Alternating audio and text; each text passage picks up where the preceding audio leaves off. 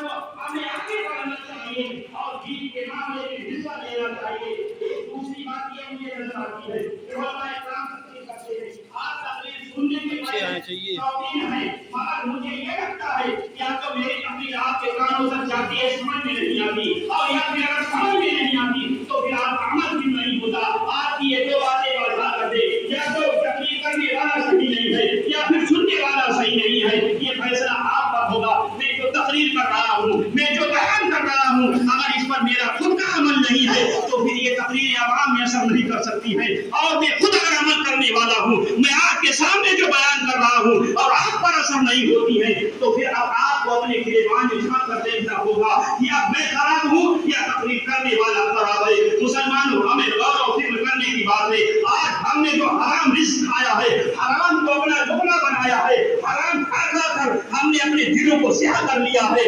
آج اس کی ایک وجہ یہ پائی جاتی ہے کہ ہمیں دینداری کی طرف وہ حرام نہیں جانے دیتا، وہ حرام ہمیں دینداری کی طرف نہیں جانے دیتا، ہمیں نمازوں سے روک دیتا ہے. تو سب سے پہلے ہمیں یہ کرنا ہوگا کہ ہم جو ہے حلال رزق تلاش کریں. آج ہم نے پیسے کو اپنا سب کچھ بنا لیا ہے، ہم نے پیسے کو سب کچھ مان لیا ہے. مسلمانوں، جب اگر ہمیں اللہ نے مال و دولت عطا فرمائی ہے تو پھر اس مال کو اللہ کی راہ میں قربان کیا جائے. آپ کو حدیث پاک کا ایک مفہوم بتاتا چلوں.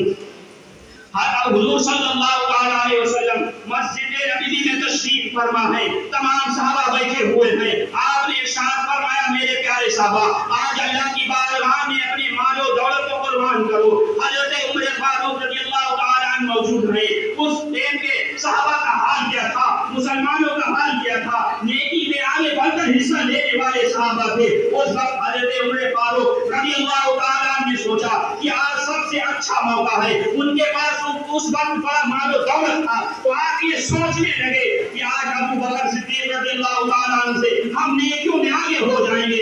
آپ کر جاتے ہیں. جتنا مال تھا اس میں سے نصف، یعنی آپ نے آدھا مال آقا کی بارگاہ میں حاضر کر دیا اور ارشاد فرمایا، یا رسول اللہ، یہ مال اللہ کی راہ میں میں نے قربان کیا ہے. تو آقا کریم صلی اللہ تعالی علیہ وسلم نے ارشاد فرمایا، اے عمر فاروق، یہ بتاؤ کہ تم اپنے گھر والوں کے لیے کیا چھوڑ کر آئے ہو؟ تو آپ نے ارشاد فرمایا، یا رسول اللہ، جتنا مال تھا اس میں سے آدھا مال اللہ کی راہ میں قربان کر دیا، آدھا مال اپنے اہل و عیال کے لیے چھوڑ کر آیا ہوں. ادھر حضرت ابو بکر صدیق رضی اللہ تعالی عنہ کا عشق دیکھیے، جذبہ دیکھیے، اللہ کی راہ میں مال قربان کرنے کا طریقہ دیکھیے.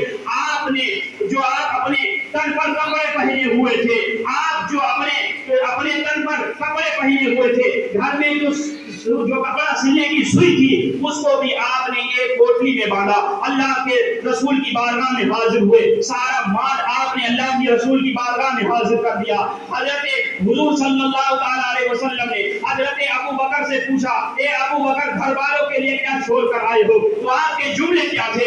آپ نے کیا ارشاد فرمایا تھا؟ یا رسول اللہ، جو مال تھا وہ سب اللہ کی بارگاہ میں قربان کر دیا ہے، اور اللہ اور گھر والوں کے لیے اللہ اور اس کا رسول چھوڑ کر آیا ہوں. مسلمانوں، یہ ادا اللہ کو اتنی پسند آئی. جب آپ اللہ کے رسول کی بارگاہ میں حاضر ہوئے تھے تو آپ کے تن پر کپڑا نہیں تھا، بلکہ آپ نے بوری پہن رکھی تھی. بٹنوں کی جگہ پر کانٹے لگا کر اللہ کے رسول کی بارگاہ میں حاضر ہوئے. آپ نے اتنا ارشاد فرمایا تھا کہ حضرت جبرائیل علیہ السلام حاضر ہوتے ہیں. آقا نے ارشاد فرمایا، ہے جبرائیل، آج تمہاری حالت کیسی ہے؟